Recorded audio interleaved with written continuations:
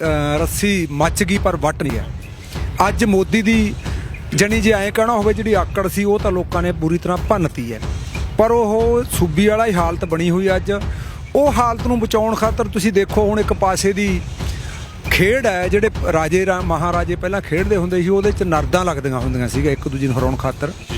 ਇਸੇ ਤਰ੍ਹਾਂ ਇਹ ਪ੍ਰਬੰਧ ਦੀਆਂ ਜਿਹੜੀਆਂ ਨਰਦਾਂ ਹੈ, ਹੁਣ ਮੋਦੀ ਹਕੂਮਤ ਨੇ ਆਖਰੀ ਨਰਦ ਹੈ ਜਿਹੜੀ ਸੁਪਰੀਮ ਕੋਰਟ ਦੀ, ਉਹ ਵੀ ਇਸ ਦਾਅ 'ਤੇ ਲਾ ਦੀ ਵੀ ਲੋਕਾਂ ਨੂੰ ਕਿਵੇਂ ਇਹਨਾਂ ਸੰਘਰਸ਼ ਨੂੰ ਢਾਹ ਕਿਵੇਂ ਲਾਉਣੀ ਹੈ। ਨਾਲ ਇਹ ਲਿਜਾਣ ਵਾਸਤੇ ਗੱਲ ਵੀ ਇਹ ਤਾਂ ਵੀ ਵੇਖੋ ਜੀ ਸੁਪਰੀਮ ਕੋਰਟ ਦਾ ਵੀ ਫੈਸਲਾ ਨਹੀਂ ਮੰਨਦੇ। ਇਸ ਗੱਲ ਖਾਤਰ ਹਜੇ ਵੀ ਮੋਦੀ ਹਕੂਮਤ ਭਰਮ ਭੁਲੇਖੇ 'ਚ ਹੈ। ਸਰਕਾਰ ਨੇ ਦੇਖੋ ਨਿਸ਼ਾਨਾ ਬਣਾਉਣਾ ਹੀ ਹੁੰਦਾ, ਅੱਡ ਯਤਨ ਕਰਨੇ ਹੁੰਦੇ ਆ, ਸਰਕਾਰਾਂ ਕਿਸੇ ਵੀ ਰੰਗ ਦੀਆਂ ਹੋਣ।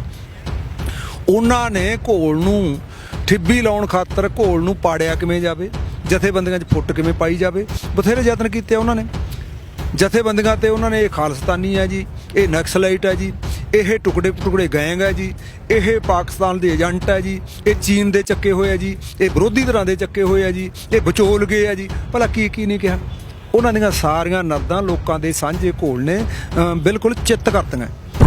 ਜਦੋਂ ਇਹ ਸੰਘਰਸ਼ ਸ਼ੁਰੂ ਹੋਇਆ ਤਾਂ ਕੁਝ ਨੌਜਵਾਨ ਅਜਿਹੇ ਸਨ, ਬੇਸ਼ੱਕ ਗੱਲ ਲੱਖਾ ਸਧਾਣਾ ਦੀ ਹੋਵੇ, ਦੀਪ ਸਿੱਧੂ ਦੀ ਹੋਵੇ ਜਾਂ ਸੁਖਪ੍ਰੀਤ ਸਿੰਘ ਉਦੂਕੇ ਵਰਗੇ ਪੜ੍ਹੇ ਲਿਖੇ ਵਿਦਵਾਨ ਹੋਣ, ਉਹਨਾਂ ਨੇ ਵੀ ਬਹੁਤ ਵੱਡੀ ਘਾਲਣਾ ਕੀਤੀ ਨੌਜਵਾਨਾਂ ਨੂੰ ਉਤਸ਼ਾਹਿਤ ਕਰਨ ਵਾਸਤੇ, ਨੌਜਵਾਨਾਂ ਨੂੰ ਇਸ ਚੀਜ਼ ਤੋਂ ਜਾਣੂ ਕਰਵਾਉਣ ਵਾਸਤੇ ਕਿ ਉਹ ਨਸ਼ੇੜੀ ਨਹੀਂ ਨੇ, ਉਹਨਾਂ ਦੀ ਆਪਣੀ ਪਛਾਣ ਕੀ ਹੈ, ਉਹਨਾਂ ਦੀ ਆਪਣੀ ਹੋਂਦ ਕੀ ਹੈ।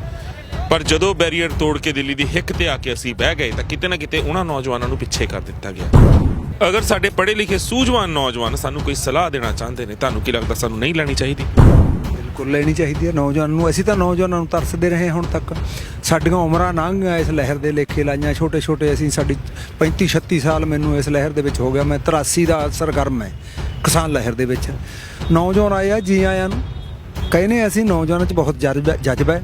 ਨੌਜਵਾਨ ਹੀ ਲਹਿਰ ਦਾ ਅੰਗ ਬਣ ਕੇ ਲਹਿਰ ਨੂੰ ਜਿੱਤ ਵੱਲ ਨੌਜਵਾਨ ਹੀ ਲੈ ਕੇ ਜਾਂਦੇ ਹੁੰਦੇ ਆ। ਨੌਜਵਾਨਾਂ ਦੀ ਲੋੜ ਅੱਜ ਬਹੁਤ ਵੱਡੀ ਗਿਣਤੀ 'ਚ ਆਏ ਹੋਏ ਆ, ਪਰ ਅਸੀਂ ਨੌਜਵਾਨਾਂ ਨੂੰ ਕਹਿੰਦੇ ਆ ਕਿਉਂਕਿ ਤੱਤਾ ਖੂਨ ਹੁੰਦਾ ਥੋੜ੍ਹਾ ਜਿਹਾ, ਜਿੱਥੇ ਜੋਸ਼ ਵੱਧ ਹੁੰਦਾ ਨੌਜਵਾਨਾਂ ਦਾ।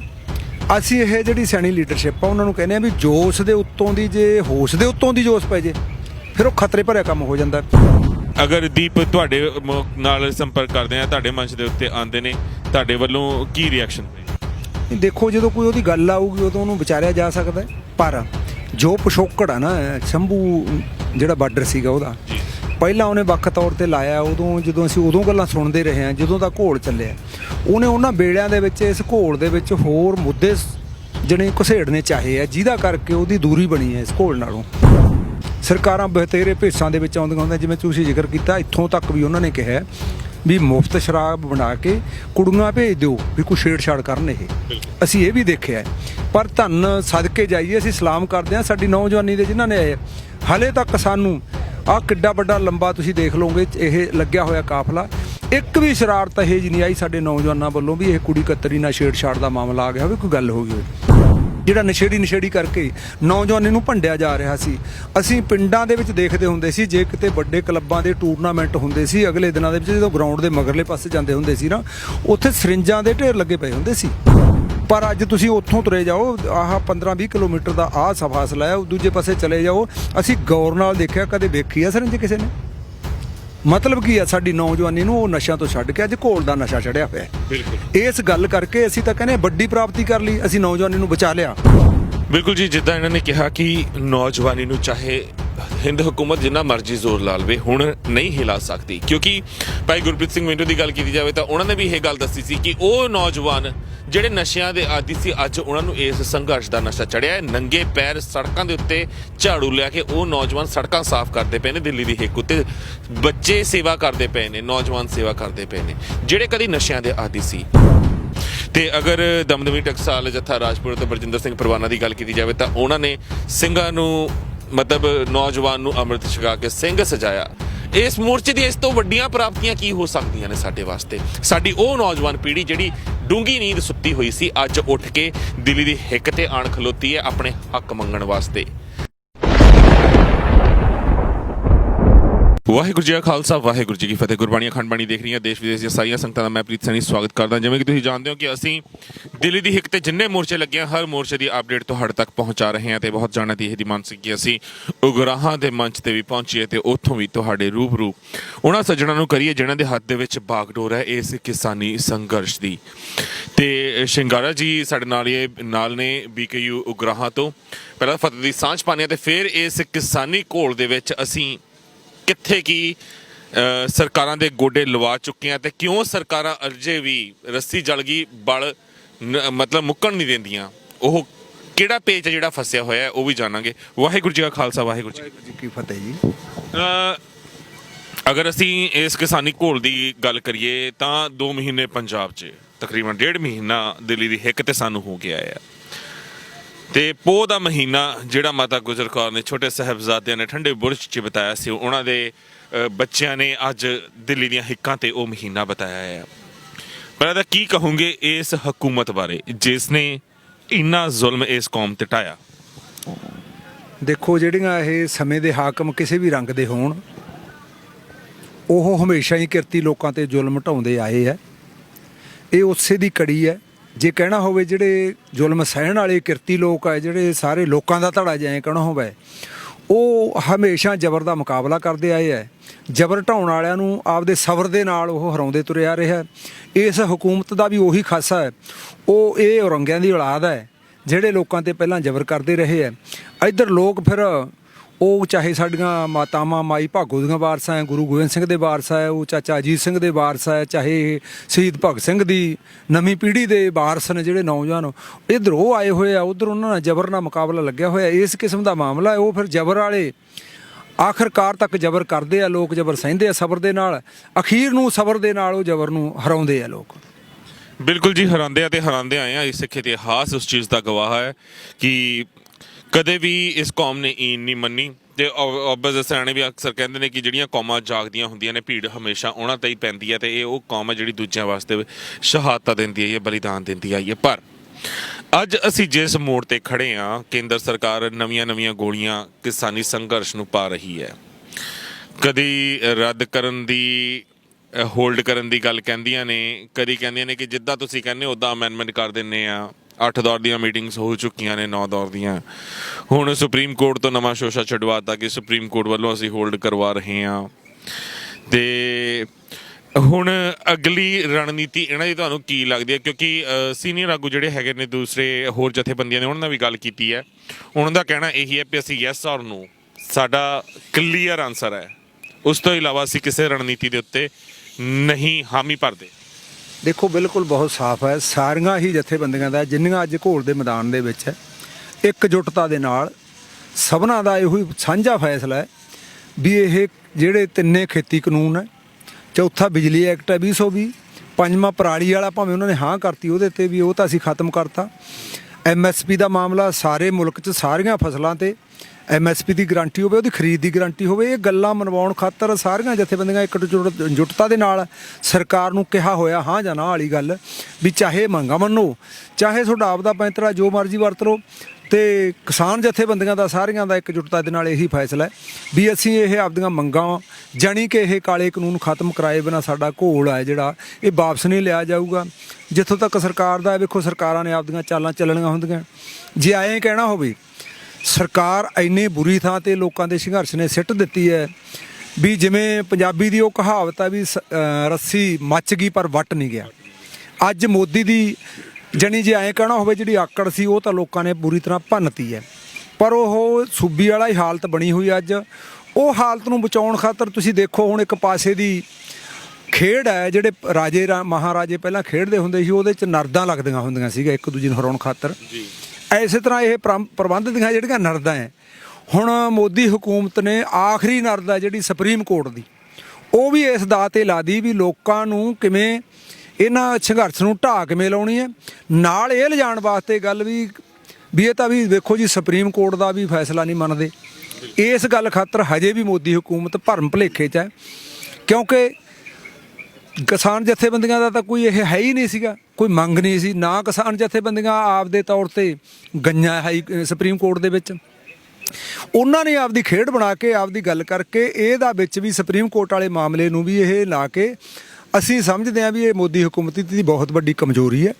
ਦੂਜੀ ਗੱਲ ਇਹ ਹੈਗੀ ਹੈ ਵੀ ਇਹ ਆਖਰੀ ਭਲਾ ਜੇ ਸੁਪਰੀਮ ਕੋਰਟ ਨੂੰ ਵੀ ਇਹਨਾਂ ਦੇ ਦਾਅ 'ਤੇ ਲਾਤਾ, ਜੇ ਲੋਕਾਂ ਦਾ ਵਿਸ਼ਵਾਸ ਸੁਪਰੀਮ ਕੋਰਟ ਤੋਂ ਵੀ ਚੱਕਿਆ ਗਿਆ ਭਲਾ ਇੱਥੋਂ ਇਨਸਾਫ ਦੇ ਮੰਦਰ ਜਿਨ੍ਹਾਂ ਤੇ ਲੋਕਾਂ ਦਾ ਮਾੜਾ ਮੋਟਾ ਵਿਸ਼ਵਾਸ ਵੱਜਿਆ ਫੇਰ ਕੀ ਬਣੂਗਾ।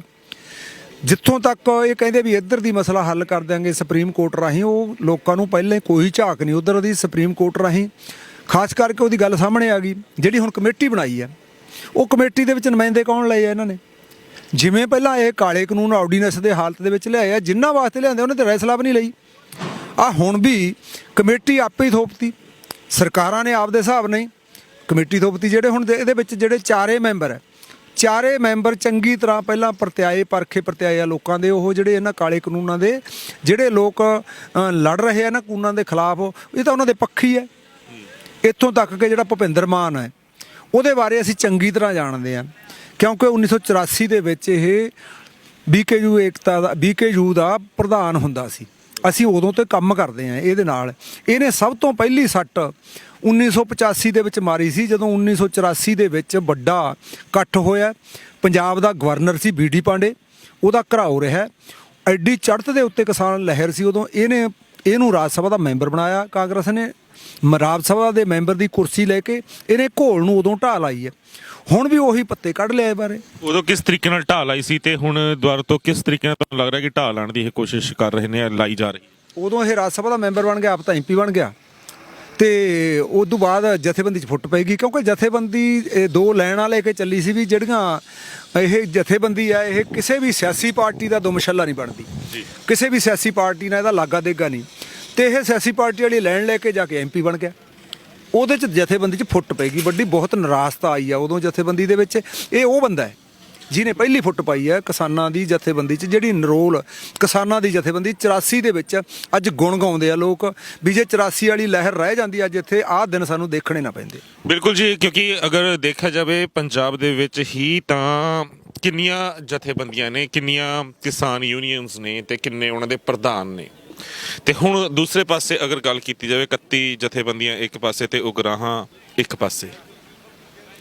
ਜੇ ਭਾਰ ਦੋਨਾਂ ਦਾ ਤੋਲਿਆ ਜਾਵੇ ਤਾਂ ਗੁਰਾਹਾਂ ਦਾ ਭਾਰ ਕਿਤੇ ਜ਼ਿਆਦਾ ਨਜ਼ਰ ਆਉਂਦਾ ਉਹਨਾਂ 31 ਜਥੇਬੰਦੀਆਂ ਦੇ ਸਾਹਮਣੇ। ਤੇ ਇਹ ਗੱਲ ਸਰਕਾਰ ਵੀ ਬਹੁਤ ਚੰਗੀ ਤਰ੍ਹਾਂ ਜਾਣਦੀ ਹੈ। ਤੇ ਤਾਂ ਹੀ ਕਿਤੇ ਨਾ ਕਿਤੇ ਜੋਗਿੰਦਰ ਜੀ ਨੂੰ ਵੀ ਅਪਰੋਚ ਸਰਕਾਰ ਵੱਲੋਂ ਸਿੱਧੇ ਤੌਰ ਤੇ ਪਹਿਲਾਂ ਕੀਤੀ ਗਈ ਸੀ, ਜਿਸ ਦਾ ਉਹਨਾਂ ਨੇ ਬੜੀ ਬੇਬਾਕੀ ਦੇ ਨਾਲ ਮੀਡੀਆ ਦੇ ਸਾਹਮਣੇ ਆ ਕੇ ਜਵਾਬ ਵੀ ਦਿੱਤਾ ਕਿ ਅਸੀਂ ਨਾ ਤਾਂ ਵਿਕਣ ਵਾਲੇ ਹਾਂ, ਨਾ ਇਹਨਾਂ ਦੇ ਝਾਂਸੇ ਦੇ ਵਿੱਚ ਆਉਣ ਵਾਲੇ ਆ। ਪਰ ਇਹ ਗੱਲ ਬਹੁਤ ਸੰਗਤ ਜਾਣਨਾ ਚਾਹੁੰਦੀ ਹੈ, ਕਿਉਂਕਿ ਤੁਹਾਡੇ ਵੱਲੋਂ ਦਿੱਤੀਆਂ ਗਈਆਂ ਸੇਵਾਵਾਂ, ਜੋ ਵੀ ਗਰੀਬ ਕਿਸਾਨ ਹੈ ਨੇ, ਲੋੜਵੰਦ ਕਿਸਾਨ ਹੈ ਨੇ, ਜਾਂ ਜਿਹਨਾਂ ਉੱਤੇ ਬਿਨਾਂ ਮਤਲਬ ਤੋਂ ਪੁਲਿਸ ਵੱਲੋਂ ਮੁਕੱਦਮੇ ਕੀਤੇ ਗਏ, ਦਰਜ ਕੀਤੇ ਗਏ, ਤੁਹਾਡੀਆਂ ਸੇਵਾਵਾਂ ਕਾਫੀ ਹੱਦ ਤੱਕ ਲੋਕਾਂ ਨੂੰ ਪਤਾ ਹੈ। ਉਹਨਾਂ ਨੂੰ ਪਤਾ ਹੈ ਸਿਰਫ ਜਿਹੜੇ ਤੁਹਾਡੇ ਨਾਲ ਜੁੜੇ ਹੋਏ ਨੇ। ਪਰ ਬਹੁਤ ਸਾਰੀ ਸੰਗਤ ਦੇਸ਼ਾਂ ਵਿਦੇਸ਼ਾਂ ਦੀ ਅਜਿਹੀ ਹੈ ਜਿਹੜੀ ਇਹ ਅਜੇ ਤੱਕ ਸੋਚਦੀ ਹੈ ਕਿ ਬਾਕੀ 31 ਜਥੇਬੰਦੀਆਂ ਤੋਂ ਉਗਰਾਹਾਂ ਕਿੱਦਾਂ ਅਲੱਗ ਹੈ ਤੇ ਕਿਉਂ ਅਲੱਗ ਹੈ, ਤੇ ਆਖਿਰ ਸਰਕਾਰ ਦੀ ਅੱਖ ਇਸ ਜਥੇਬੰਦੀ ਉੱਤੇ ਜ਼ਿਆਦਾ ਕਿਉਂ ਹੈ? ਦੇਖੋ, ਇੱਕ ਤਾਂ ਜਿੱਥੋਂ ਤੱਕ ਅਲੱਗ ਦਾ ਸਵਾਲ ਆ, ਅਸੀਂ ਬਿਲਕੁਲ ਅਲੱਗ ਨਹੀਂ।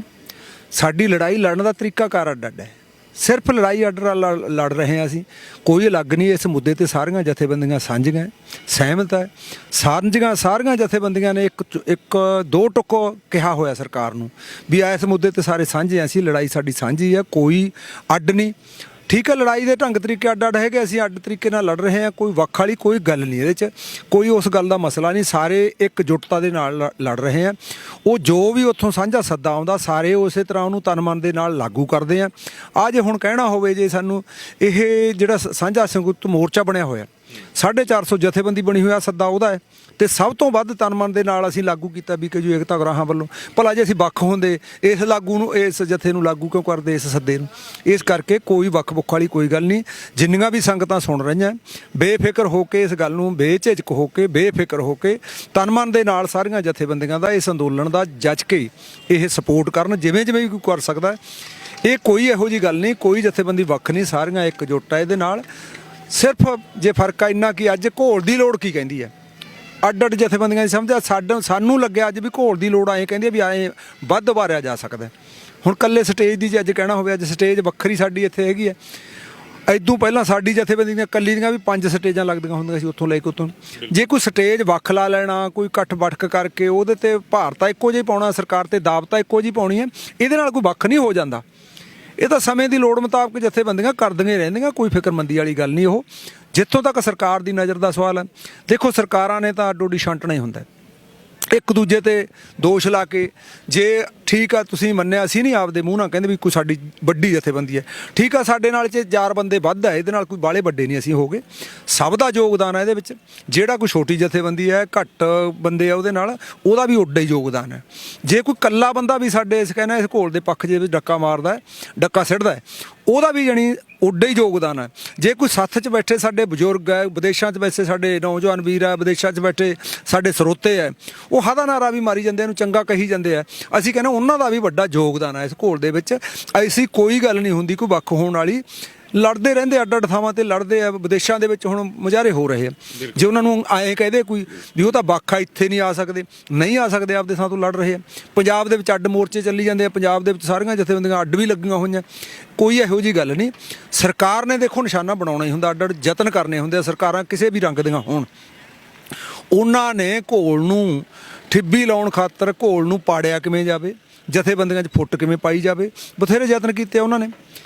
ਜਥੇਬੰਦੀਆਂ ਤੇ ਉਹਨਾਂ ਨੇ ਇਹ ਖਾਲਿਸਤਾਨੀ ਹੈ ਜੀ, ਇਹ ਨਕਸਲਾਈਟ ਹੈ ਜੀ, ਇਹ ਟੁਕੜੇ ਗੈਂਗ ਹੈ ਜੀ, ਇਹ ਪਾਕਿਸਤਾਨ ਦੇ ਏਜੰਟ ਹੈ ਜੀ, ਇਹ ਚੀਨ ਦੇ ਚੱਕੇ ਹੋਏ ਆ ਜੀ, ਇਹ ਵਿਰੋਧੀ ਧਿਰਾਂ ਦੇ ਚੱਕੇ ਹੋਏ ਆ ਜੀ, ਇਹ ਵਿਚੋਲ ਗਏ ਆ ਜੀ। ਭਲਾ ਕੀ ਨਹੀਂ ਕਿਹਾ।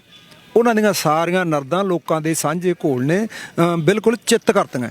ਤੇ ਹੁਣ ਵੀ ਜਿਹੜੀਆਂ ਆ ਚਾਲਾਂ ਹੁਣ ਮੋਦੀ ਹਕੂਮਤਾਂ ਚਾਲਾਂ ਚੱਲਣ ਨੂੰ ਫਿਰਦੀ ਆ, ਇਹ ਚਾਲਾਂ ਨੂੰ ਵੀ ਲੋਕ ਆਪਦੇ ਸੰਘਰਸ਼ ਦੇ ਜ਼ੋਰ ਬਿਲਕੁਲ ਮਾਤ ਦੇਣਗੇ, ਲੋਕ ਜਿੱਤਣਗੇ। ਲੋਕ ਜਿੱਤਦੇ ਹੁੰਦੇ ਆ, ਇਤਿਹਾਸ ਗਵਾਹ ਹੈ। ਠੀਕ ਆ, ਲੋਕਾਂ ਤੇ ਜ਼ਬਰ ਹੁੰਦਾ, ਲੋਕ ਜ਼ਬਰ ਸਹਿੰਦੇ ਆ, ਇਹ ਸਾਡੇ ਪੱਕੇ ਇਤਿਹਾਸ ਪਏ ਆ।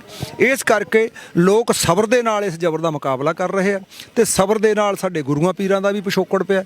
ਉਹਨਾਂ ਨੇ ਸਬਰ ਦੇ ਨਾਲ, ਜੇ ਸਾਡੇ ਪੰਜਵੇਂ ਪਾਤਸ਼ਾਹ ਦੀ ਉਦਾਹਰਨ ਦੇ ਲਓ, ਤੱਤੀ ਤੇ ਵੀ ਤੇ ਬਹਿ ਗਏ, ਸਬਰ ਤੋਂ ਕੰਮ ਲਿਆ, ਕੋਈ ਗੱਲ ਨਹੀਂ। ਸਾਡੇ 9ਵੇਂ ਪਾਤਸ਼ਾਹ ਜਿਹੜੀ ਇੱਥੇ ਬੈਠੇ ਆ ਚਾਂਦਨੀ ਚੌਕ ਦੇ ਨੇੜੇ, ਉਹ ਇਸੇ ਰਾਹੀ ਆਏ ਆ, ਜਿਹੜੇ ਰਾਹੇ ਸਾਡੇ ਕਾਫਲੇ ਆਏ ਆ। ਉਸੇ ਸਬਰ ਦੇ ਨਾਲ ਅਸੀਂ ਮੁਕਾਬਲਾ ਕਰ ਰਹੇ ਹਾਂ। ਜੇ ਉਹਨਾਂ ਔਰੰਗਿਆਂ ਨੂੰ ਆਏ ਸਾਡੇ ਰਹਿਬਰਾਂ ਨੇ ਆਏ ਹਰਾਤਾ, ਤੇ ਮੋਦੀ ਕਿਹੜੇ ਬਾਗ ਦੀ ਮੁੜੀਆ, ਇਹਨੂੰ ਵੀ ਲੋਕ ਹਰਾਉਣਗੇ। ਬਿਲਕੁਲ ਜੀ, ਅਸੀਂ ਸਬਰ, ਸੰਤੋਖ ਤੇ ਸਿਦਕ ਦੇ ਨਾਲ ਬੇਸ਼ੱਕ ਬੈਠੇ ਹਾਂ, ਪਰ ਅਗਰ ਪੰਜਾਬ ਦੀ ਗੱਲ ਕੀਤੀ ਜਾਵੇ, ਜਦੋਂ ਇਹ ਸੰਘਰਸ਼ ਸ਼ੁਰੂ ਹੋਇਆ ਤਾਂ ਕੁਝ ਨੌਜਵਾਨ ਅਜਿਹੇ ਸਨ, ਬੇਸ਼ੱਕ ਗੱਲ ਲੱਖਾ ਸਧਾਣਾ ਦੀ ਹੋਵੇ, ਦੀਪ ਸਿੱਧੂ ਦੀ ਹੋਵੇ, ਜਾਂ ਸੁਖਪ੍ਰੀਤ ਸਿੰਘ ਉਦੂਕੇ ਵਰਗੇ ਪੜ੍ਹੇ ਲਿਖੇ ਵਿਦਵਾਨ ਹੋਣ, ਉਹਨਾਂ ਨੇ ਵੀ ਬਹੁਤ ਵੱਡੀ ਘਾਲਣਾ ਕੀਤੀ ਨੌਜਵਾਨਾਂ ਨੂੰ ਉਤਸ਼ਾਹਿਤ ਕਰਨ ਵਾਸਤੇ, ਨੌਜਵਾਨਾਂ ਨੂੰ ਇਸ ਚੀਜ਼ ਤੋਂ ਜਾਣੂ ਕਰਵਾਉਣ ਵਾਸਤੇ ਕਿ ਉਹ ਨਸ਼ੇੜੀ ਨਹੀਂ ਨੇ, ਉਹਨਾਂ ਦੀ ਆਪਣੀ ਪਛਾਣ ਕੀ ਹੈ, ਉਹਨਾਂ ਦੀ ਆਪਣੀ ਹੋਂਦ ਕੀ ਹੈ। ਪਰ ਜਦੋਂ ਬੈਰੀਅਰ ਤੋੜ ਕੇ ਦਿੱਲੀ ਦੀ ਹਿੱਕ ਤੇ ਆ ਕੇ ਅਸੀਂ ਬਹਿ ਗਏ, ਤਾਂ ਕਿਤੇ ਨਾ ਕਿਤੇ ਉਹਨਾਂ ਨੌਜਵਾਨਾਂ ਨੂੰ ਪਿੱਛੇ ਕਰ ਦਿੱਤਾ ਗਿਆ। ਦੀਪ ਸਿੱਧੂ ਨੂੰ ਤਾਂ ਮੰਚ ਤੇ ਚੜ੍ਹਨ ਹੀ ਨਹੀਂ ਦਿੱਤਾ ਗਿਆ। ਕਿਸਾਨ ਜਥੇਬੰਦੀਆਂ ਵੱਲੋਂ ਹੀ ਕਹਿ ਦਿੱਤਾ ਗਿਆ ਕਿ ਉਸ ਨੂੰ ਮੰਚ ਤੇ ਜਗ੍ਹਾ ਨਹੀਂ ਦਿੱਤੀ ਜਾਊਗੀ। ਅੱਜ 2-4 ਦਿਨ ਪਹਿਲਾਂ ਉਹਨਾਂ ਨੇ ਇੱਕ ਆਈ ਥਿੰਕ ਲੈਟਰ ਵੀ ਭੇਜਿਆ ਸੀ ਕਿਸਾਨ ਜਥੇਬੰਦੀਆਂ ਦੇ ਸਾਰੇ ਆਗੂਆਂ ਨੂੰ ਕਿ ਅਗਰ ਸਰਕਾਰ ਨਹੀਂ ਮੰਨਦੀ, ਰੱਦ ਨਹੀਂ ਕਰ ਰਹੀ, ਤਾਂ ਵੀ ਸਾਡੇ ਕੋਲ ਹੱਲ ਹੈ ਕਿ ਕਿਸ ਤਰੀਕੇ ਨਾਲ ਇਹ ਕਰ ਲੇਗੀ। ਬੇਸ਼ੱਕ ਆਗੂ ਬਹੁਤ ਸੀਨੀਅਰ ਨੇ, ਉਹਨਾਂ ਨੂੰ ਬਹੁਤ ਗਿਆਨ ਹੈ, ਬਹੁਤ ਉਹ ਮੱਥਾ ਪਹਿਲਾਂ ਲਾ ਚੁੱਕੇ ਨੇ ਸਰਕਾਰਾਂ ਨਾਲ, ਪਰ ਅਗਰ ਸਾਡੇ ਪੜ੍ਹੇ ਲਿਖੇ ਸੂਝਵਾਨ ਨੌਜਵਾਨ ਸਾਨੂੰ ਕੋਈ ਸਲਾਹ ਦੇਣਾ ਚਾਹੁੰਦੇ ਨੇ, ਤੁਹਾਨੂੰ ਕੀ ਲੱਗਦਾ ਸਾਨੂੰ ਨਹੀਂ ਲੈਣੀ ਚਾਹੀਦੀ? ਬਿਲਕੁਲ ਲੈਣੀ ਚਾਹੀਦੀ ਹੈ ਨੌਜਵਾਨ ਨੂੰ। ਅਸੀਂ ਤਾਂ ਨੌਜਵਾਨਾਂ ਨੂੰ ਤਰਸਦੇ ਰਹੇ ਹੁਣ ਤੱਕ, ਸਾਡੀਆਂ ਉਮਰਾਂ ਲੰਘ ਇਸ ਲਹਿਰ ਦੇ ਲੇਖੇ ਲਾਈਆਂ, ਛੋਟੇ ਅਸੀਂ, ਸਾਡੀ 35-36 ਸਾਲ ਮੈਨੂੰ ਇਸ ਲਹਿਰ ਦੇ ਵਿੱਚ ਹੋ ਗਿਆ। ਮੈਂ 83 ਦਾ ਸਰਗਰਮ ਹੈ ਕਿਸਾਨ ਲਹਿਰ ਦੇ ਵਿੱਚ। ਨੌਜਵਾਨ ਆਏ ਆ, ਜੀ ਆਇਆਂ ਨੂੰ ਕਹਿੰਦੇ ਅਸੀਂ। ਨੌਜਵਾਨਾਂ 'ਚ ਬਹੁਤ ਜਜ਼ਬਾ ਹੈ, ਨੌਜਵਾਨ ਹੀ ਲਹਿਰ ਦਾ ਅੰਗ ਬਣ ਕੇ ਲਹਿਰ ਨੂੰ ਜਿੱਤ ਵੱਲ ਨੌਜਵਾਨ ਹੀ ਲੈ ਕੇ ਜਾਂਦੇ ਹੁੰਦੇ ਆ। ਨੌਜਵਾਨਾਂ ਦੀ ਲੋੜ ਅੱਜ ਬਹੁਤ ਵੱਡੀ ਗਿਣਤੀ 'ਚ ਆਏ ਹੋਏ ਆ, ਪਰ ਅਸੀਂ ਨੌਜਵਾਨਾਂ ਨੂੰ ਕਹਿੰਦੇ ਆ ਕਿਉਂਕਿ ਤੱਤਾ ਖੂਨ ਹੁੰਦਾ ਥੋੜ੍ਹਾ ਜਿਹਾ, ਜਿੱਥੇ ਜੋਸ਼ ਵੱਧ ਹੁੰਦਾ ਨੌਜਵਾਨਾਂ ਦਾ। ਅਸੀਂ ਇਹ ਜਿਹੜੀ ਸਿਆਣੀ ਲੀਡਰਸ਼ਿਪ ਆ ਉਹਨਾਂ ਨੂੰ ਕਹਿੰਦੇ ਆ ਵੀ ਜੋਸ਼ ਦੇ ਉੱਤੋਂ ਦੀ, ਜੇ ਹੋਸ਼ ਦੇ ਉੱਤੋਂ ਦੀ ਜੋਸ਼ ਪੈ ਜੇ, ਫਿਰ ਉਹ ਖਤਰੇ ਭਰਿਆ ਕੰਮ ਹੋ ਜਾਂਦਾ।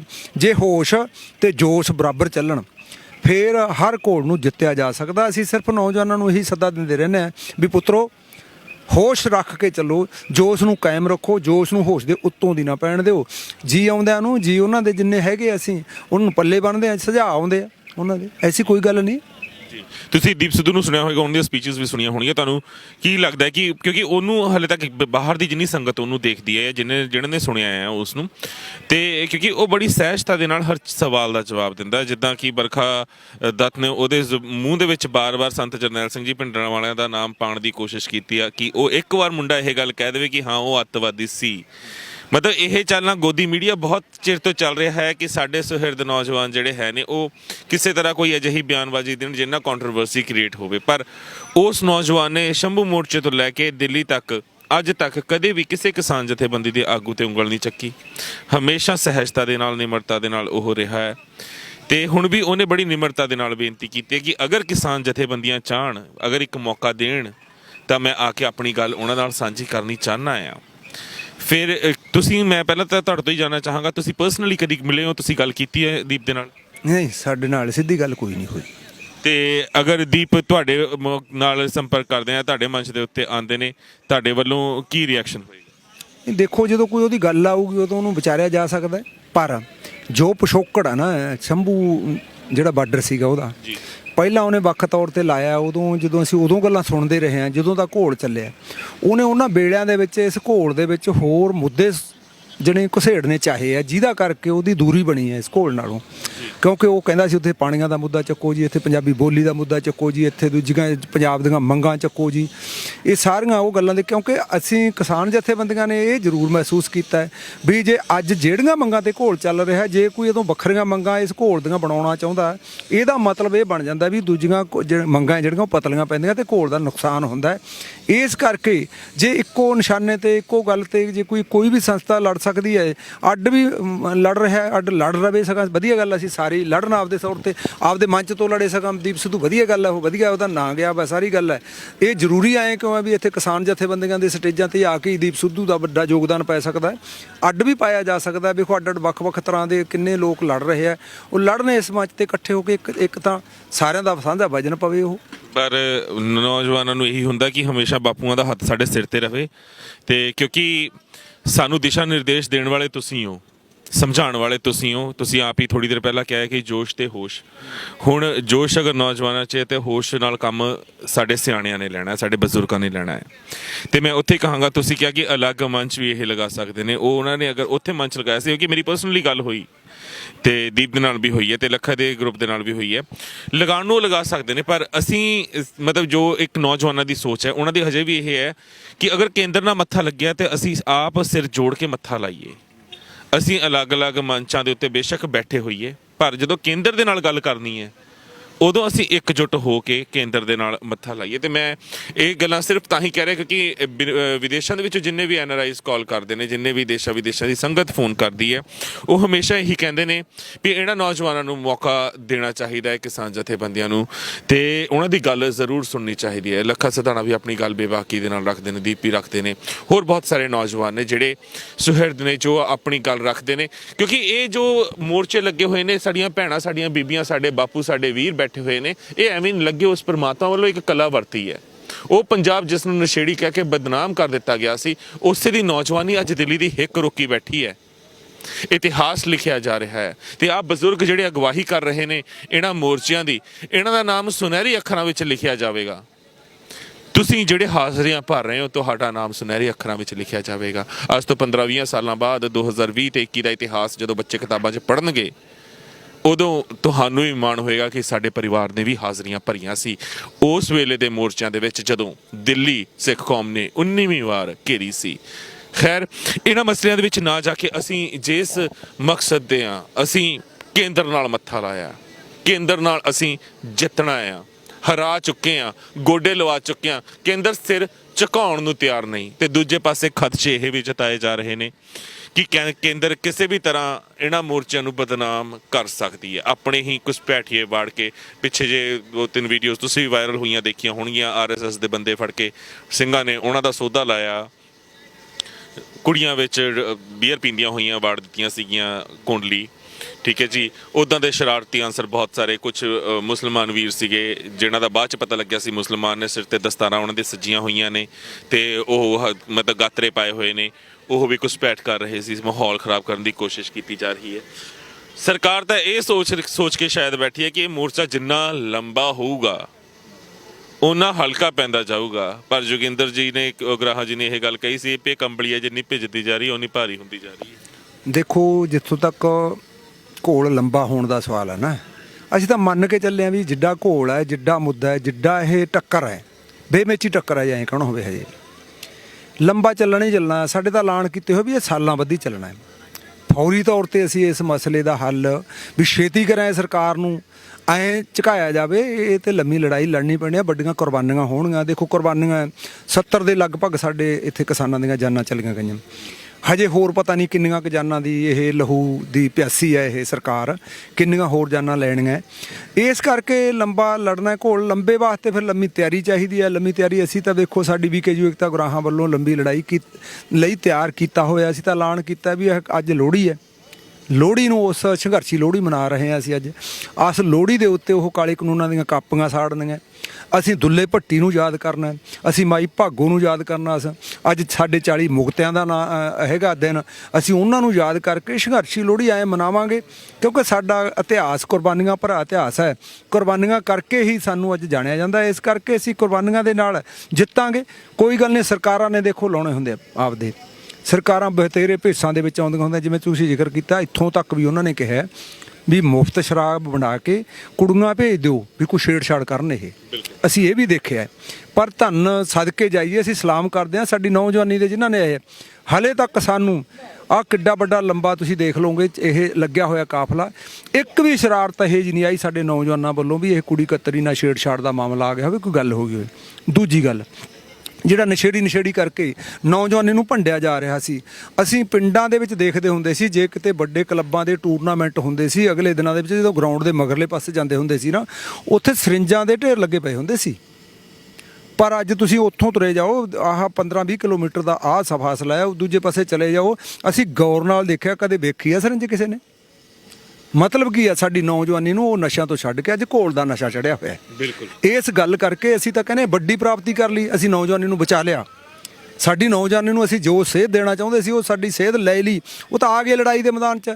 ਸਾਡਾ ਤਾਂ ਖੁਸ਼ੀਆਂ ਦੇ ਨਾਲ ਅਸੀਂ ਤਾਂ ਸਮਾਉਂਦੇ ਨਹੀਂ ਇਸ ਤਰ੍ਹਾਂ ਸਾਡਾ, ਕਿਉਂਕਿ ਅਸੀਂ ਤਾਂ ਜਿਹਨੂੰ ਉਡੀਕਦੇ ਸੀ ਪਲਕਾਂ ਪਿਸ਼ਾ ਕੇ ਅੱਜ ਆ ਗਏ ਸਾਡੇ। ਹੁਣ ਸਾਨੂੰ ਫਿਕਰ ਹੀ ਨਹੀਂ ਕੋਈ, ਮੋਦੀ ਹੁਕੂਮਤ ਕਰ ਲੈ ਜੋ ਸਾਡੇ ਨਾਲ ਜੋ ਕਰਨਾ। ਸਾਡੇ ਵਾਰਸ ਆ ਗਏ, ਸਾਡੀ ਲਹਿਰ ਨੂੰ ਨਹੀਂ ਕੋਈ ਮਾਰ ਸਕਦਾ।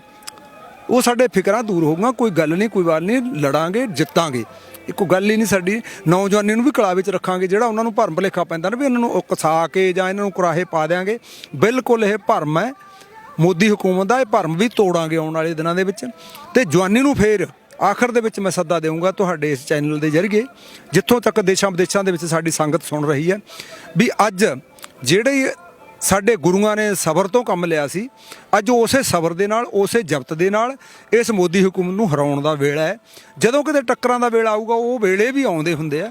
ਸੋ ਇਸ ਕਰਕੇ ਇਸ ਗੱਲ ਦੀ ਹੈਗੀ ਹੈ ਵੀ ਆਪਾਂ ਸਬਰ ਦੇ ਨਾਲ, ਜ਼ਬਤ ਦੇ ਨਾਲ, ਜ਼ਬਤ ਦੇ ਵਿੱਚ ਰਹਿ ਕੇ ਮੋਦੀ ਹੁਕੂਮਤ ਨੂੰ ਹਾਰ ਦੇਣੀ ਆ, ਮਾਤ ਦੇਵਾਂਗੇ, ਜਿੱਤ ਕੇ ਨਿਕਲਾਂਗੇ। ਬਿਲਕੁਲ ਜੀ, ਜਿੱਦਾਂ ਇਹਨਾਂ ਨੇ ਕਿਹਾ ਕਿ ਨੌਜਵਾਨੀ ਨੂੰ ਚਾਹੇ ਹਿੰਦ ਹੁਕੂਮਤ ਜਿੰਨਾ ਮਰਜ਼ੀ ਜ਼ੋਰ ਲਾ ਲਵੇ, ਹੁਣ ਨਹੀਂ ਹਿਲਾ ਸਕਦੀ। ਕਿਉਂਕਿ ਭਾਈ ਗੁਰਪ੍ਰੀਤ ਸਿੰਘ ਮਿੰਟੂ ਦੀ ਗੱਲ ਕੀਤੀ ਜਾਵੇ ਤਾਂ ਉਹਨਾਂ ਨੇ ਵੀ ਇਹ ਗੱਲ ਦੱਸੀ ਸੀ ਕਿ ਉਹ ਨੌਜਵਾਨ ਜਿਹੜੇ ਨਸ਼ਿਆਂ ਦੇ ਆਦੀ ਸੀ, ਅੱਜ ਉਹਨਾਂ ਨੂੰ ਇਸ ਸੰਘਰਸ਼ ਦਾ ਨਸ਼ਾ ਚੜਿਆ। ਨੰਗੇ ਪੈਰ ਸੜਕਾਂ ਦੇ ਉੱਤੇ ਝਾੜੂ ਲਿਆ ਕੇ ਉਹ ਨੌਜਵਾਨ ਸੜਕਾਂ ਸਾਫ਼ ਕਰਦੇ ਪਏ ਨੇ। ਦਿੱਲੀ ਦੀ ਹਿੱਕ ਉੱਤੇ ਬੱਚੇ ਸੇਵਾ ਕਰਦੇ ਪਏ ਨੇ, ਨੌਜਵਾਨ ਸੇਵਾ ਕਰਦੇ ਪਏ ਨੇ ਜਿਹੜੇ ਕਦੀ ਨਸ਼ਿਆਂ ਦੇ ਆਦੀ ਸੀ।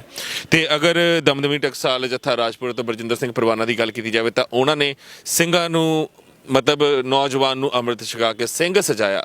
ਇਸ ਮੋਰਚੇ ਦੀ ਇਸ ਤੋਂ ਵੱਡੀਆਂ ਪ੍ਰਾਪਤੀਆਂ ਕੀ ਹੋ ਸਕਦੀਆਂ ਨੇ ਸਾਡੇ ਵਾਸਤੇ? ਸਾਡੀ ਉਹ ਨੌਜਵਾਨ ਪੀੜ੍ਹੀ ਜਿਹੜੀ ਡੂੰਘੀ ਨੀਂਦ ਸੁੱਤੀ ਹੋਈ ਸੀ, ਅੱਜ ਉੱਠ ਕੇ ਦਿੱਲੀ ਦੀ ਹਿੱਕ ਤੇ ਆਣ ਖਲੋਤੀ ਹੈ ਆਪਣੇ ਹੱਕ ਮੰਗਣ ਵਾਸਤੇ। ਤੇ ਹੁਣ ਉਹਨਾਂ ਨੂੰ ਪਤਾ ਲੱਗ ਗਿਆ ਕਿ ਉਹ ਵਾਰਸ ਆਖਰ ਕਿਹਨਾਂ ਦੇ ਨੇ, ਉਹਨਾਂ ਦੇ ਮੋਢਿਆਂ ਉੱਤੇ ਜ਼ਿੰਮੇਵਾਰੀਆਂ ਆਖਰ ਕਿਹਨਾਂ ਦੀਆਂ ਨੇ। ਉਹਨਾਂ ਦੀ ਕੌਮ ਵਿੱਚੋਂ ਜਿਹੜੀਆਂ ਸ਼ਹਾਦਤਾਂ ਹੋਈਆਂ ਉਹ ਐਵੇਂ ਨਹੀਂ ਹੋਈਆਂ, ਉਹਨਾਂ ਦਾ ਖੂਨ ਅੱਜ ਵੀ ਇਹਨਾਂ ਦੀਆਂ ਰਗਾਂ ਵਿੱਚ ਦੌੜਦਾ ਹੈ। ਤਾਂ ਹੀ ਦਿੱਲੀ ਨਾਲ ਮੱਥਾ ਲਾਉਣ ਵਾਸਤੇ ਇਹ ਨੌਜਵਾਨ ਅੱਗੇ ਆਏ ਨੇ, ਜੋ ਨਾ ਡਰਨਗੇ, ਨਾ ਝੁਕਣਗੇ, ਨਾ ਬਿਨਾਂ ਲੜੇ ਇੱਥੋਂ ਵਾਪਸ ਜਾਣਗੇ। ਹੱਕ ਲੈਣ ਆਏ ਆ, ਹੱਕ ਲੈ ਕੇ ਜਾਵਾਂਗੇ। ਅੰਤ ਦੇ ਵਿੱਚ ਦੇਸ਼ ਵਿਦੇਸ਼ ਦੀ ਸੰਗਤ ਨੂੰ ਤੇ ਨੌਜਵਾਨ ਤਬਕੇ ਨੂੰ, ਖਾਸ ਕਰਕੇ ਦੀਪ ਹੋ ਗਿਆ, ਲੱਖਾ ਹੋ ਗਿਆ, ਹੋਰ ਨੌਜਵਾਨ ਆਗੂ ਜਿਹਨਾਂ ਦੇ ਨਾਲ ਆਪਣੀ ਇੱਕ ਫੈਨ ਫੋਲੋਇੰਗ ਹੈ, ਉਹਨਾਂ ਨੂੰ, ਕਿਸਾਨ ਜਥੇਬੰਦੀਆਂ ਨੂੰ ਕੀ ਕਹੂੰ? ਦੇਖੋ, ਅਸੀਂ ਸਾਰੀ ਹੀ ਸਮੁੱਚੀ ਨੌਜਵਾਨੀ ਨੂੰ, ਕਿਸੇ ਵਿਸ਼ੇਸ਼ ਨਾਂ ਦਾ ਆਪਾਂ ਨਹੀਂ ਜ਼ਿਕਰ ਕਰਦੇ, ਕਿਉਂਕਿ ਚੰਗੀ ਗੱਲ ਹੈ ਜੋ ਵੀ ਨੌਜਵਾਨਾਂ ਦੇ ਮੂਹਰੇ ਲੱਗਿਆ, ਨੌਜਵਾਨਾਂ ਨੂੰ ਲਾਮਬੰਦ ਕਰਦਾ, ਅਸੀਂ ਕਹਿੰਦੇ ਚੰਗੀ ਗੱਲ ਹੈ, ਵਧੀਆ ਗੱਲ ਹੈ। ਸਾਰੀ ਨੌਜਵਾਨੀ ਨੂੰ ਅਸੀਂ ਅੱਜ ਸੱਦਾ ਦੇਣਾ ਚਾਹੁੰਦੇ ਹਾਂ ਵੀ ਬਿਲਕੁਲ ਜ਼ਾਬਤੇ 'ਚ ਰਹਿ ਕੇ, ਜੋਸ਼ ਨੂੰ ਬਰਕਰਾਰ ਰੱਖਦੇ ਹੋਏ, ਹੋਸ਼ ਨਾਲ ਕਾਇਮ ਰਹਿ ਕੇ, ਇਸ ਗੱਲ ਨਹੀਂ ਸਾਡੇ ਜੋ ਗੁਰੂਆਂ ਪੀਰਾਂ ਦਾ ਲੈਣ ਹੈ ਉਹਨੂੰ ਪੱਲੇ ਬੰਨ੍ਹ ਕੇ, ਜਿਹੜਾ ਕਹਿੰਦੇ ਸਬਰ ਤੇ ਸਬਰ ਦੇ ਨਾਲ ਜ਼ਬਰ ਦਾ ਮੁਕਾਬਲਾ ਕਰਨਾ ਜਿਹੜਾ ਉਸ ਨੂੰ ਉਹਦਾ ਪੱਲਾ ਨਹੀਂ ਛੱਡਣਾ ਚਾਹੀਦਾ। ਅੱਜ ਵੇਲਾ ਇਹ ਹੈ, ਇਸ ਕਰਕੇ ਨੌਜਵਾਨੀ ਨੂੰ ਦੇਸ਼ਾਂ ਵਿਦੇਸ਼ਾਂ ਦੇ ਵਿੱਚ ਬੈਠੀ ਸਾਡੀ ਸਾਰੀ ਸੰਗਤ ਨੂੰ ਅਸੀਂ ਸੱਦਾ ਦੇਵਾਂਗੇ ਤੇ ਸੁਨੇਹਾ ਵੀ ਸਾਡਾ ਇਹੀ ਹੈ ਵੀ ਇਸ ਘੋਲ ਦੇ ਵਿੱਚ, ਕਿਉਂਕਿ ਇਹ ਘੋਲ ਕਿਸੇ ਇੱਕ ਕੌਮ ਦਾ ਨਹੀਂ, ਇਹ ਘੋਲ ਕਿਸਾਨਾਂ ਕਿਰਤੀ ਲੋਕਾਂ ਦਾ ਨਹੀਂ, ਅੱਜ ਇਹ ਸਮੁੱਚੇ ਲੋਕਾਂ ਦਾ। ਜੇ ਐਂ ਕਹਿਣਾ ਹੋਵੇ ਅੱਜ ਨਖੇੜਾ ਕਰਤਾ ਇਸ ਘੋਲ ਨੇ, ਇੱਕ ਪਾਸੇ ਕਾਰਪੋਰੇਟ ਘਰਾਣੇ ਆ ਜਾਂ ਉਹ ਜਾਬਰ ਹਕੂਮਤਾਂ ਜਾਂ ਐਂ ਕਹ ਲਓ ਜੋਕਾਂ ਹੈ, ਇੱਕ ਪਾਸੇ ਜੋਕਾਂ ਇੱਕ ਪਾਸੇ ਲੋਕ ਨੇ, ਇਹ ਲੋਕਾਂ ਦਾ ਧੜਾ ਹੈ, ਉਧਰ ਪਾਸੇ ਜੋਕਾਂ ਦਾ ਧੜਾ ਹੈ। ਲੋਕਾਂ ਦਾ ਧੜਿਆ ਸਾਰਾ ਇਹ ਅੱਜ ਕੋਲ ਲੋਕਾਂ ਦਾ ਘੋਲ ਬਣ ਚੁੱਕਿਆ। ਇਸ ਕਰਕੇ ਦੇਸ਼ਾਂ ਵਿਦੇਸ਼ਾਂ ਦੀਆਂ ਸੰਗਤਾਂ ਦਾ, ਦੇਸ਼ਾਂ ਵਿਦੇਸ਼ਾਂ ਤੋਂ ਸਾਡੇ ਕਿਰਤੀ ਲੋਕਾਂ ਦਾ, ਦੇਸ਼ਾਂ ਵਿਦੇਸ਼ਾਂ ਤੋਂ ਰੰਗਕਰਮੀ, ਨਾਟਕਕਾਰ, ਬੁੱਧੀਜੀਵੀ, ਲੇਖਕ ਸਾਰਿਆਂ ਦੀਆਂ ਨਜ਼ਰਾਂ ਇਸ ਗੱਲ ਤੇ ਲੱਗੀਆਂ ਹੋਈਆਂ ਤੇ ਸਾਰਿਆਂ ਦਾ ਇਸ ਘੋਲ ਦੇ ਵਿੱਚ ਵੱਡਾ ਯੋਗਦਾਨ ਪੈ ਰਿਹਾ ਹੈ। ਇਸ ਕਰਕੇ ਇਹ ਫਿਰ ਇਕੱਲਾ ਘੋਲ ਹੁਣ ਪੰਜਾਬ ਤੋਂ ਸ਼ੁਰੂ ਹੁੰਦਾ ਹੋਇਆ ਮੁਲਕ ਪੱਧਰਾ ਬਣ ਗਿਆ, ਸਾਰੇ ਸੂਬਿਆਂ ਦੇ ਵਿੱਚ ਇਹਦੀ ਹਲਚਲ ਹੋਈ ਵੀ ਹੈ। ਇਦੋਂ ਗਾਹ ਕੌਮਾਂਤਰੀ ਪੱਧਰਾ ਬਣ ਗਿਆ, ਆਸਟ੍ਰੇਲੀਆ ਦੇ ਵਿੱਚ ਅੱਡ ਮੁਜ਼ਾਹਰੇ ਹੋਈ ਜਾਂਦੇ ਆ, ਨਿਊਜ਼ੀਲੈਂਡ ਦੇ ਵਿੱਚ ਅੱਡ ਮੁਜ਼ਾਹਰੇ ਹੋਈ ਜਾਂਦੇ ਆ, ਜਾਪਾਨ ਦੇ ਵਿੱਚ ਅੱਡ ਮੁਜ਼ਾਹਰੇ ਹੋਈ ਜਾਂਦੇ ਆ, ਉਧਰ ਕੈਨੇਡਾ ਦੇ ਵਿੱਚ ਅੱਡ ਮੁਜ਼ਾਹਰੇ ਹੋਈ ਜਾਂਦੇ ਆ। ਐਂ ਤਾਂ ਬਹੁਤ ਵੱਡਾ ਘੋਲ ਦੀਆਂ ਆਹ ਵੱਡੀਆਂ ਪ੍ਰਾਪਤੀਆਂ, ਇਸ ਕਰਕੇ ਇਹਨੂੰ ਸਾਂਭਣ ਦੀ ਲੋੜ ਹੈ ਤੇ ਜਿੱਤ ਤੱਕ ਲਿਜਾਣ ਖਾਤਰ ਅੱਜ ਸਾਨੂੰ ਬਹੁਤ ਜ਼ਾਬਤੇ ਤੋਂ ਲੈਣ ਦੀ ਲੋੜ ਪੈਣੀ ਹੈ। ਸਰਕਾਰ ਦੀਆਂ ਚਾਲਾਂ ਨੂੰ ਬੁੱਝਣਾ ਪੈਣਾ ਤੇ ਸਾਨੂੰ ਖਾਸ ਕਰਕੇ ਨੌਜਵਾਨ ਪੀੜ੍ਹੀ ਨੂੰ, ਸਾਡੇ ਉਹਨਾਂ ਨੌਜਵਾਨਾਂ ਨੂੰ ਇਹੀ ਸੱਦਾ ਦੇਵਾਂਗੇ ਵੀ ਹੋਸ਼ ਤੋਂ ਕੰਮ ਲੈਂਦੇ ਹੋਏ ਸਰਕਾਰ ਦੀਆਂ ਚਾਲਾਂ ਨੂੰ ਪਲ ਪਲ ਤੇ ਬੁੱਝ ਕੇ ਉਹਨਾਂ ਨੂੰ ਮਾਤ ਦੇਣ ਦੀ ਲੋੜ ਹੈ ਅੱਜ। ਆਖਰੀ ਸਵਾਲ, ਕੀ ਇਸ ਘੋਲ ਨੂੰ ਜਿੱਤਣ ਤੋਂ ਬਾਅਦ ਪੰਜਾਬ ਜਾ ਕੇ ਸਾਰੀਆਂ ਕਿਸਾਨ ਜਥੇਬੰਦੀਆਂ ਤੁਹਾਡੇ ਵੱਲੋਂ ਆਪਣੀ ਇੱਕ ਖੇਤਰੀ ਪਾਰਟੀ ਬਾਰੇ, ਆਪਣੀ ਇੱਕ ਸਿਆਸੀ ਪਾਰਟੀ ਬਾਰੇ ਸੋਚਿਆ ਜਾਏਗਾ? ਨਹੀਂ, ਬਿਲਕੁਲ ਨਹੀਂ। ਹਾਲ ਸਾਡਾ ਕੁਝ ਨਹੀਂ ਹੈ ਸਿਆਸੀ ਪਾਰਟੀ ਬਾਰੇ। ਸਿਆਸੀ ਪਾਰਟੀਆਂ ਦਾ ਦੇਖੋ ਸਾਰੀਆਂ ਦਾ ਇਤਿਹਾਸ ਸਾਡੇ ਸਾਹਮਣੇ ਪਿਆ, 72 ਸਾਲ ਲੋਕ ਹੋ ਗਏ ਇਹਨਾਂ ਨੂੰ ਪਰਤਾਉਂਦੇ ਨੂੰ, ਜਿੰਨੀਆਂ ਨੱਕੋ ਵੱਲੋਂ ਲੈ ਚੁੱਕੀਆਂ ਸਾਡੀਆਂ ਸਿਆਸੀ ਪਾਰਟੀਆਂ। ਇਹ ਕੁਛ ਨਹੀਂ, ਅਸੀਂ ਕੀ ਕਹਿੰਦੇ ਆ, ਸਾਡੀ ਜਥੇਬੰਦੀ ਦਾ ਜ਼ੋਰ ਨਾ ਇਸ ਤਾਂ ਲੋਕਾਂ ਦੀ ਪੁੱਗਤ ਵਾਲਾ ਰਾਜ ਬਣਾਉਣਾ ਹੈ। ਜਿਹੜਾ ਭਗਤ ਸਿੰਘ ਨੇ ਸੁਪਨਾ ਲਿਆ ਸੀ ਵੀ ਲੋਕਾਂ ਦੀ ਪੁੱਗਤ ਵਾਲਾ ਰਾਜ ਜਾਂ ਮਨੁੱਖ ਤੋਂ ਮਨੁੱਖ ਦੀ ਲੁੱਟ ਖਤਮ ਹੋਵੇ, ਅੱਜ ਜੇ ਐਂ ਕਹਿਣਾ ਹੋਵੇ ਸਾਡੀ ਉਦਾਹਰਨ ਪਈ ਅਸੀਂ ਤਾਂ ਤਾਕਤ ਨੂੰ ਹੋਰ ਜੋੜਾਂਗੇ। ਅੱਜ ਪੰਜਾਬ ਦੇ ਵਿੱਚ ਪੁੱਗਦੀ ਕਿਹਦੀ ਹੈ? ਸਰਕਾਰ ਭਾਵੇਂ ਕਾਂਗਰਸ ਦੀ ਹੈ, ਅਮਰਿੰਦਰ ਗੱਦੀ ਤੇ ਬੈਠਾ, ਪਰ ਲੋਕ ਕਾਰਪੋਰੇਟ ਘਰਾਣਿਆਂ ਦੇ ਹਿੱਕ ਤੇ ਬੈਠੇ ਆ। ਟੋਲ ਪਲਾਜੇ ਫਰੀ ਹੈ, ਰਿਲਾਇੰਸ ਪੰਪ ਫਰੀ ਨੇ, ਇਸ ਤਰ੍ਹਾਂ ਮੌਲਾਂ ਦੇ ਅੱਗੇ ਬੈਠੇ ਆ, ਇਸ ਤਰ੍ਹਾਂ ਭਾਜਪਾ ਦੇ ਘਰ ਘੇਰੇ ਹੋਏ ਆ।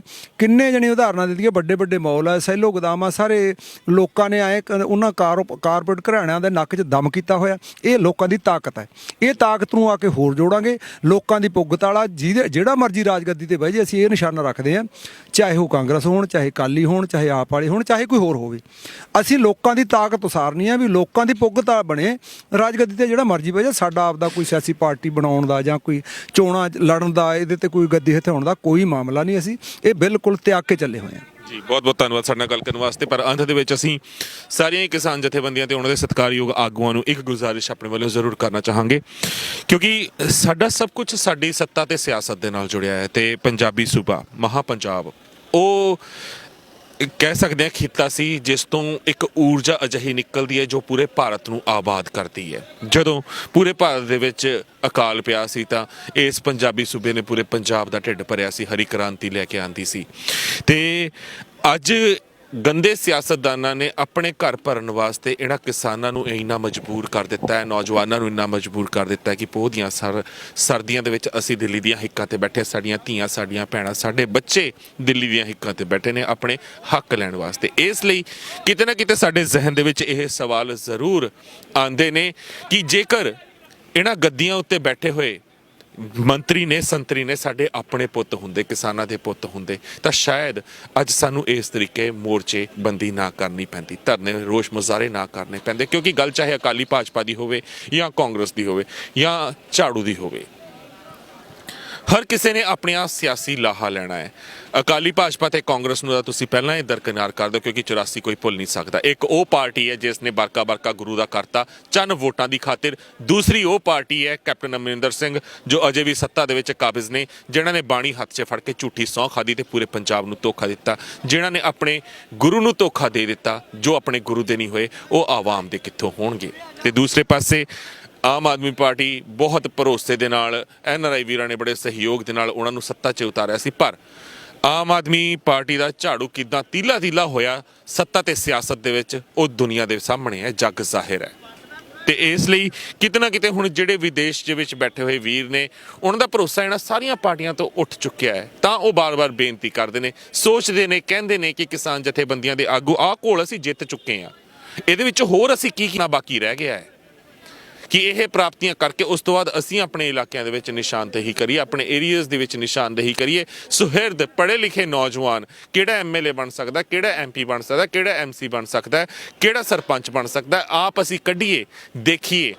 ਸਾਰੀਆਂ ਜਥੇਬੰਦੀਆਂ, ਕਿਸਾਨ ਜਥੇਬੰਦੀਆਂ, ਸਿਰਫ ਇਹ ਨਹੀਂ ਕਿ ਅਗਰ ਅੱਜ ਮੈਂ ਉਗਰਾਹਾਂ ਦੇ ਮੰਚ ਉੱਤੇ ਬੈਠਿਆ ਤਾਂ ਸਿਰਫ ਇਹਨਾਂ ਨੂੰ ਕਹਿ ਰਿਹਾ ਹਾਂ। ਸਾਰੀਆਂ ਜਥੇਬੰਦੀਆਂ ਆਪਸ 'ਚ ਸਿਰ ਜੋੜਨ, ਕਿਉਂਕਿ ਸਾਡੇ ਏਕੇ ਵਿੱਚ ਹੀ ਸਾਡੀ ਜਿੱਤ ਹੈ। ਤੇ ਸਿਰ ਜੋੜਨ ਤੋਂ ਬਾਅਦ ਨਿਸ਼ਾਨਦੇਹੀ ਪੂਰੇ ਪੰਜਾਬ ਦੇ ਵਿੱਚ ਜਿਹੜੇ ਨੌਜਵਾਨਾਂ ਦੀ ਕੀਤੀ ਹੈ ਉਹਨਾਂ ਨੂੰ ਸਿਆਸਤ ਦੇ ਵਿੱਚ ਉਤਾਰੇ ਜਾਵੇ, ਕਿਉਂਕਿ ਇਹ ਸਾਨੂੰ ਗੰਦੀ ਸਿਆਸਤ ਸਾਫ਼ ਕਰਨੀ ਪੈਣੀ ਹੈ। ਜੇ ਪੰਜਾਬ ਦੇ ਵਿੱਚ ਹਰ ਥਾਂ ਦੇ ਵਿੱਚ ਕੇਸਰੀ ਨਿਸ਼ਾਨ ਸਾਹਿਬ ਬੇਝਿਜਕ ਝੂਲਦੇ ਹੋਣਗੇ ਤਾਂ ਉਹ ਦਿਨ ਦੂਰ ਨਹੀਂ ਹੋਏਗਾ ਜਦੋਂ ਪੂਰੇ ਭਾਰਤ ਦੇ ਵਿੱਚ ਕੇਸਰੀ ਨਿਸ਼ਾਨ ਸਾਹਿਬ ਝੂਲਦੇ ਹੋਣਗੇ ਤੇ ਮਹਾਰਾਜਾ ਰਣਜੀਤ ਸਿੰਘ ਵਰਗਾ ਰਾਜ ਭਾਗ ਵੀ ਸਾਡੇ ਹੱਥਾਂ ਵਿੱਚ ਹੋਵੇਗਾ। ਪਰ ਇਹ ਗੰਦੀ ਸਿਆਸਤ ਜਿਹੜੀ ਸਿਰਫ ਤੇ ਸਿਰਫ ਮਤਲਬ ਦੀ ਹੁਕੂਮਤ ਕਰਦੀ ਹੈ, ਇਹਨਾਂ ਨੂੰ ਸਾਨੂੰ ਦਰਕਿਨਾਰ ਕਰਨਾ ਪਵੇਗਾ। ਜਦੋਂ ਤੱਕ ਅਸੀਂ ਇਹਨਾਂ ਨੂੰ ਦਰਕਿਨਾਰ ਨਹੀਂ ਕਰਦੇ, ਇਹਨਾਂ ਦੀ ਅਸਲੀਅਤ ਨਹੀਂ ਦਿਖਾਉਂਦੇ, ਉਦੋਂ ਤੱਕ ਇਹ ਮੁਮਕਿਨ ਨਹੀਂ ਹੈ। ਕਹਿੰਦੇ ਨੇ ਕਿ ਕਿਸੇ ਨੂੰ ਵੀ ਰਾਜ ਭਾਗ ਐਵੇਂ ਨਹੀਂ ਮਿਲਦਾ, ਜੋ ਲੈ ਹੈ ਨਿਜ ਬਲ ਸੇ ਲੈ ਹੈ। ਤੇ ਆਖਰੀ ਅਸੀਂ ਨਿਜ ਬਲ ਅਪਣਾਵਾਂਗੇ ਜੇ ਸਰਕਾਰਾਂ ਨਹੀਂ ਝੁਕਦੀਆਂ। ਨਿਹੰਗ ਸਿੰਘ ਜਥੇਬੰਦੀਆਂ ਨੇ ਜੋ ਕੁਝ ਕਿਹਾ ਹੈ, ਜੋ ਐਲਾਨ ਕੀਤਾ ਹੈ 25-26 ਤਰੀਕ ਦਾ, ਤੁਸੀਂ ਬਾਖੂਬ ਜਾਣਦੇ ਹੋ, ਸਿੰਘੂ ਮੋਰਚੇ ਤੋਂ ਤੁਹਾਡੇ ਸਾਹਮਣੇ ਉਹ ਵੀ ਕੀਤਾ ਸੀ। ਅੰਤ ਦੇ ਵਿੱਚ ਇਹੀ ਕਹਾਂਗਾ, ਸਰਕਾਰਾਂ ਨੂੰ ਬੇਨਤੀ ਹੈ, ਮੰਨ ਜੋ ਝੁਕ ਗਏ ਹੋ ਤੁਸੀਂ, ਆਪਣਾ ਬਲ ਖਤਮ ਕਰ ਲਓ ਰੱਸੀ, ਕਿਉਂਕਿ ਤੁਹਾਡੀ ਬਲ ਚੁੱਕੀ ਹੈ, ਸੜ ਚੁੱਕੀ ਹੈ। ਅਜੇ ਵੀ ਅਗਰ ਤੁਸੀਂ ਸਾਡਾ ਸਿਦਕ ਦੇਖਣਾ ਚਾਹੁੰਦੇ ਹੋ, ਇਹਨਾਂ ਨੌਜਵਾਨਾਂ ਦਾ, ਇਹਨਾਂ ਬਜ਼ੁਰਗਾਂ ਦਾ ਸਿਦਕ ਦੇਖਣਾ ਚਾਹੁੰਦੇ ਹੋ, ਜਾਂ ਮੋਰਚੇ ਹੋਰ ਲੰਬੇ ਖਿੱਚਣਾ ਚਾਹੁੰਦੇ ਹੋ, ਆਪਣੀ ਆਕੜ ਪਗਾਉਣਾ ਚਾਹੁੰਦੇ ਹੋ, ਜਾਂ ਇਹਨਾਂ ਮੋਰਚਿਆਂ ਨੂੰ ਢਾਹ ਲਾਉਣਾ ਚਾਹੁੰਦੇ ਹੋ, ਤਾਂ ਉਹ ਕਦੇ ਚਾਹ ਕੇ ਵੀ ਨਹੀਂ ਹੋ ਸਕਦਾ, ਕਿਉਂਕਿ ਇਹਨਾਂ ਮੋਰਚਿਆਂ ਦੀ ਰਖਵਾਲੀ, ਇਸ ਕਲਾ ਦੀ ਰਖਵਾਲੀ ਉਹ ਵਾਹਿਗੁਰੂ ਅਕਾਲ ਪੁਰਖ ਆਪ ਕਰ ਰਿਹਾ ਹੈ। ਇਸ ਦੇ ਉੱਤੇ ਜੋ ਕਲਾ ਵਰਤਾਈ ਜਾ ਰਹੀ ਹੈ, ਉਸ ਦੀ ਪਹਿਰੇਦਾਰੀ ਨਿਹੰਗ ਸਿੰਘ ਜਥੇਬੰਦੀਆਂ, ਉਹਨਾਂ ਦੀਆਂ ਫੌਜਾਂ ਆਪ ਕਰ ਰਹੀਆਂ ਨੇ, ਸਿੰਘ ਸ਼ਹੀਦ ਆਪ ਕਰ ਰਹੇ ਨੇ। ਤਾਂ ਫਿਰ ਤੁਹਾਡੀ ਕਿਤੇ ਔਕਾਤ ਹੀ ਨਹੀਂ ਰਹਿੰਦੀ ਕਿ ਤੁਸੀਂ ਇਹਨਾਂ ਮੋਰਚਿਆਂ ਨੂੰ ਢਾਹ ਵੀ ਲਾ ਸਕੋ। ਇੰਨੀਆਂ ਕੀ ਬੇਨਤੀਆਂ ਪ੍ਰਵਾਨ ਕਰਨਾ, ਜੇਕਰ ਗੱਲ ਪੱਲੇ ਪਈ ਹੋਵੇ, ਚੰਗੀ ਲੱਗੀ ਹੋਵੇ ਤਾਂ ਉਸ ਦੇ ਉੱਤੇ ਅਮਲ ਕਰਨ ਦੀ ਜ਼ਰੂਰ ਸੋਚਣਾ। ਪ੍ਰੋਗਰਾਮ ਚੰਗਾ ਲੱਗਿਆ ਹੋਵੇ ਲਾਈਕ ਤੇ ਸ਼ੇਅਰ ਜ਼ਰੂਰ ਕਰਨਾ। ਬਾਕੀ ਆਪਣੀਆਂ ਭਾਵਨਾਵਾਂ ਨੀਚੇ ਕਮੈਂਟਸ ਦੇ ਵਿੱਚ ਤੁਸੀਂ ਵਿਅਕਤ ਕਰ ਸਕਦੇ ਹੋ। ਦਿਓ ਇਜਾਜ਼ਤ। ਵਾਹਿਗੁਰੂ ਜੀ ਕਾ ਖਾਲਸਾ, ਵਾਹਿਗੁਰੂ ਜੀ ਕੀ ਫਤਿਹ।